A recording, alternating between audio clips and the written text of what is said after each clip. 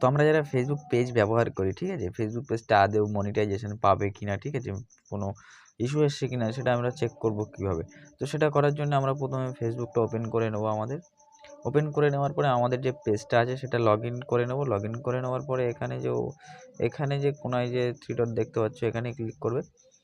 Click করে এখানে তোমাদের প্রফেশনাল ড্যাশবোর্ডে ক্লিক করবে। এখানে প্রফেশনাল ড্যাশবোর্ডে ক্লিক করলাম।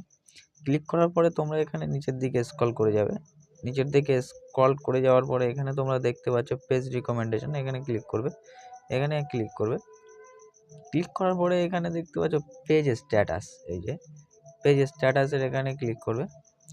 ক্লিক করার পরে এখানে তোমরা দেখতে উপরে এই যে এখানে পেজ হ্যাজ নো ইস্যুস, ঠিক আছে, এই যে তো এখানে তোমরা দেখতে এইভাবে তোমাদের পেজে ইস্যু এসছে কিনা তোমরা চেক করে নিতে পারবে। পেজটা মনিটাইজ